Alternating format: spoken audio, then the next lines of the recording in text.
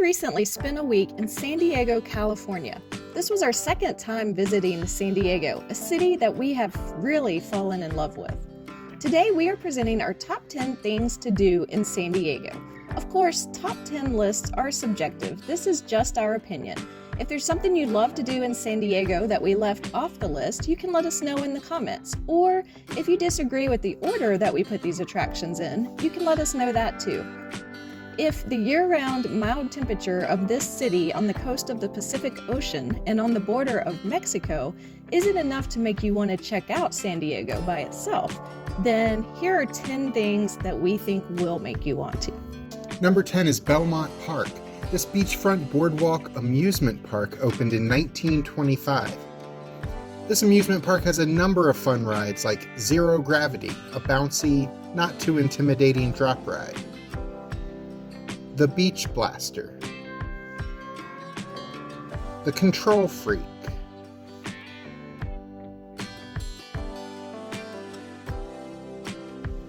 and a fun wooden roller coaster called the Big Dipper.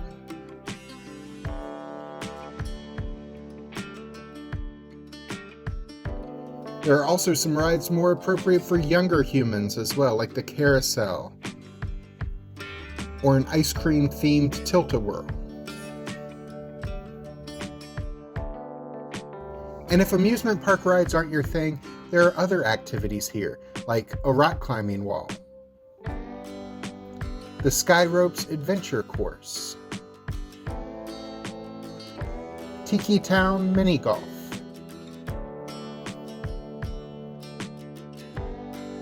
a laser maze, and a skate park.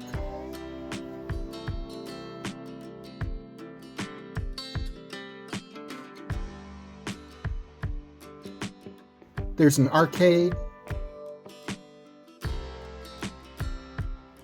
as well as some Midway games too. There are beach shops and restaurants to enjoy along the way. Plus you can get a day pass to Plunge, an indoor swimming pool with an inflated obstacle course. Plunge just recently reopened after being renovated. There's also a rental shop where you can rent paddle boards, bikes, skates, surfboards, beach chairs, and umbrellas. There's no cost to get into Belmont Park.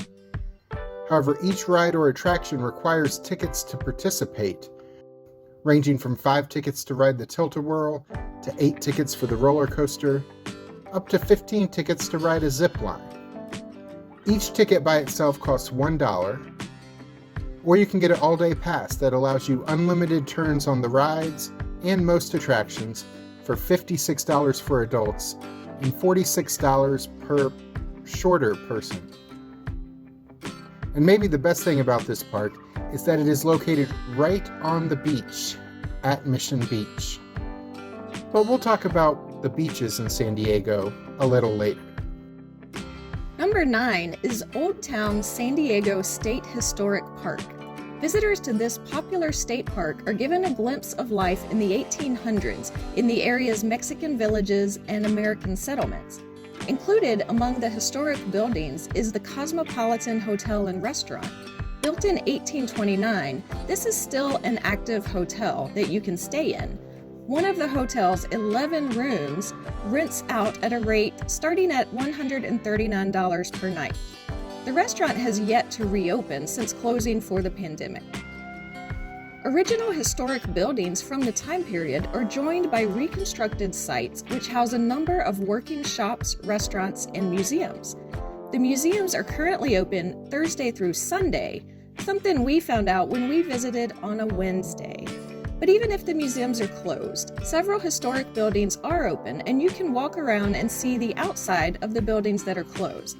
Also, on Thursdays through Sunday, they have interpreters, actors in period dress who take on the identities of residents in the 1800s to illustrate the way of life in the area during that time.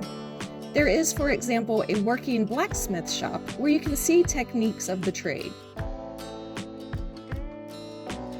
There's a lot to see here. Period homes, San Diego's first public school, recreations of the first courthouse, and horse stables from the period. We enjoyed a couple hours here, even without the area museums being open. There's no entrance fee to visit the park, and there's a free parking lot on site. By the way, if you're enjoying this video, please click the thumbs up to like it. It helps our channel grow, and we greatly appreciate the support. Number 8 is the Cabrillo National Monument. Run by the National Park Service, this monument consists of several attractions of interest. First is a monument and small museum built to honor Juan Rodriguez Cabrillo.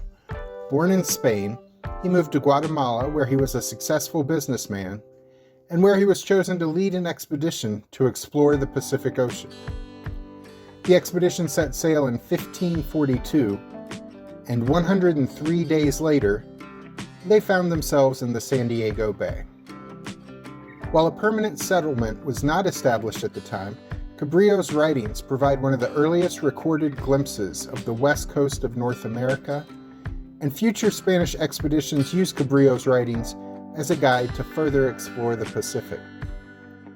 The museum about his exploration also discusses the history of the Native American tribe that lived in the area at the time of Cabrillo's exploration, the Kumeyaay.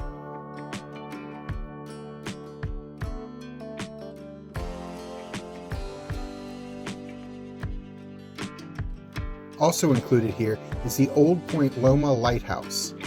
This lighthouse was put into service in 1855, but it was not in service very long before they realized they had made a mistake.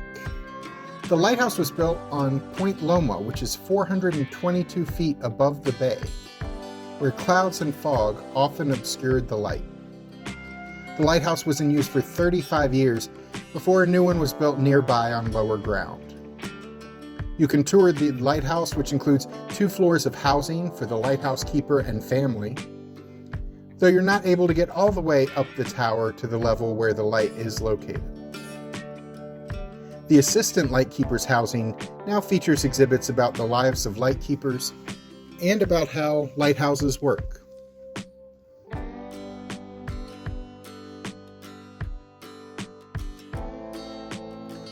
A short walk away is an overlook that is set up as a viewing area for the annual migration of the Pacific gray whale. These whales travel through this area every year from December through February. From this viewing area, you can also see down to where we're going next, the park's tide pools along the beach. This was the first place we stopped in the morning when we visited, and the tide was already starting to come back in. The best time to visit the tide pools is in fall and winter, when low tide takes place completely during park hours. In the spring and summer, most of the park's open hours are during high tide, so the pools are covered. If you are in the park during low tide, water gets trapped in depressions in the rocky coast, and small sea creatures often also get trapped in the tide pools as well. It was too late to see much of anything by the time the park opened the day we went, but people still tried. The entrance fee for this park is $20 per vehicle, but you can return as much as you like for 1 week after the date you bought the ticket. Number 7 is the Gaslamp Quarter. Our hotel and the San Diego Convention Center are both right across the street from Gaslamp Quarter. You can cross the street at crosswalks on ground level, but there's also a footbridge that crosses over the busy road and leads you right by Petco Park, the home stadium of the San Diego Padres, which is right next door to the entrance to the Gaslamp Quarter. This is a popular dining and shopping district. It's filled with high-end restaurants, clubs, bars, live performance venues, and rooftop lounges. After previous top 10 videos about other cities, we've been asked why we didn't include any information about bars and clubs. That just really isn't our scene, but if that's what you're looking for, the Gaslamp Quarter is definitely your place. While we don't spend much time in bars, if you have been watching our channel, you know there is one type of bar that we do hang out in, dueling piano bars. And the Gaslamp Quarter has one called the Shout House. And of course, we visited it and we had a blast. This was one of the best dueling piano experiences we've ever had, actually. I will say this about Gaslamp Quarter though. California is an expensive state to dine in, and San Diego is especially expensive, and many of the restaurants in Gaslamp are quite expensive. There are some more moderate options in the area, but if you're looking for cheap eats, you might look elsewhere. Still, this 15-block area in downtown San Diego is a popular place to spend the evening for both locals and tourists alike.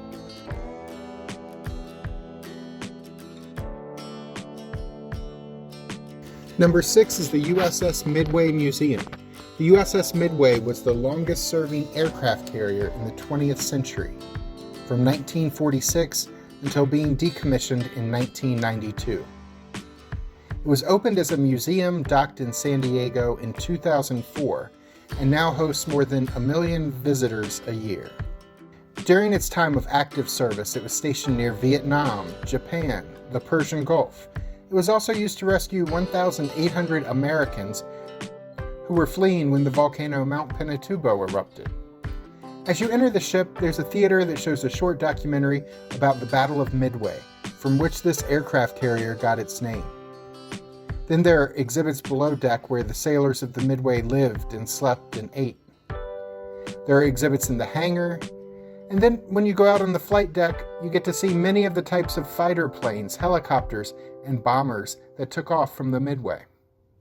We're going to do a whole video about the USS Midway Museum in the coming days, so be sure to subscribe and click the notification bell so you'll know when our new videos are posted.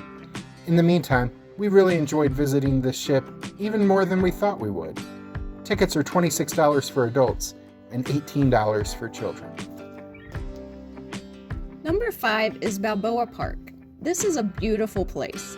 This park was first established in 1872 when it was mostly open space, but it grew to resemble its modern look as buildings were constructed for the 1915 Panama, California Exposition, celebrating the opening of the Panama Canal.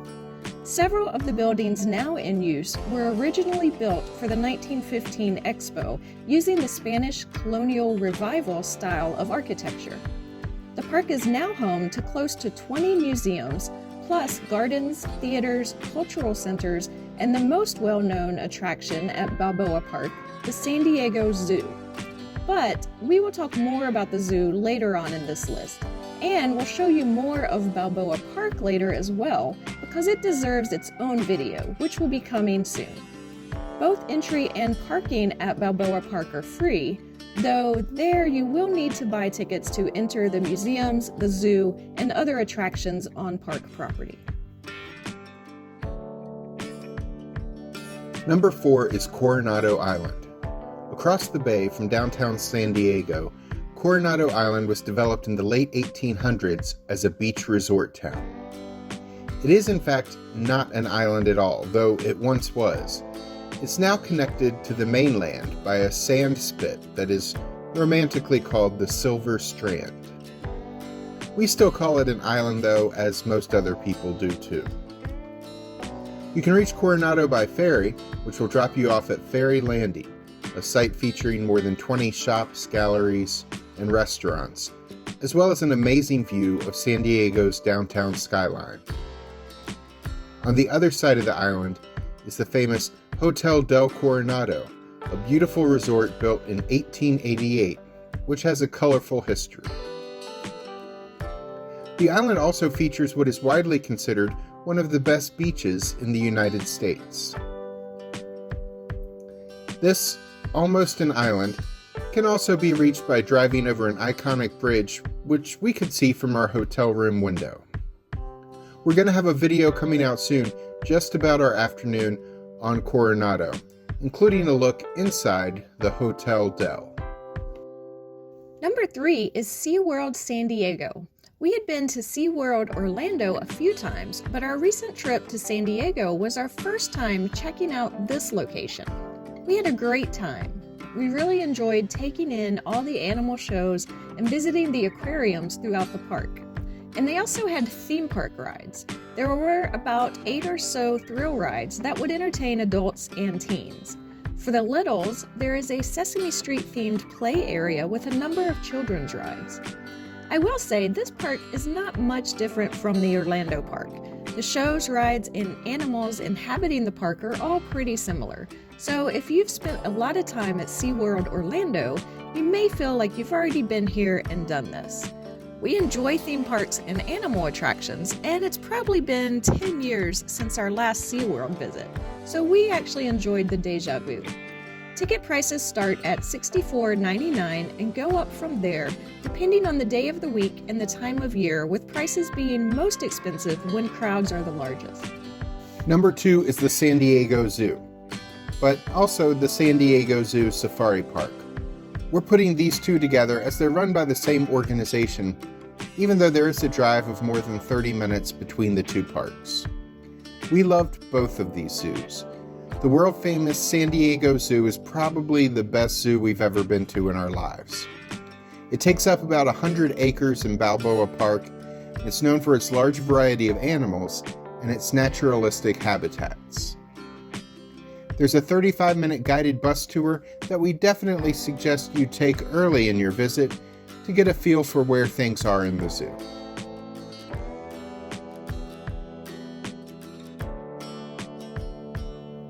The San Diego Zoo Safari Park is just outside the city of San Diego, but like Coronado Island, which we previously discussed, the Safari Park is located inside the county of San Diego, even though it isn't located in the city limits. The experience at the Safari Park is very similar to the zoo, with several different safari vehicle ride options thrown in. We've posted videos of our experience at both of these parks, and we'll link them at the end of this video. Single-day passes to either of these locations is $65 for adults and $55 for children. You can get a combo 2-day pass to spend one day at each of the two parks for $110.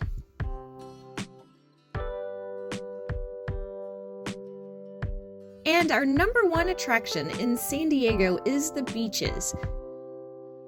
Mission Beach is the name of the beach at Belmont Park, so that's a fun one for families because of all the other activities combined with hanging out at the beach. The beaches of Coronado Island are beautiful with soft sand, multiple beach volleyball courts set up, and it's great for surfing, we are told.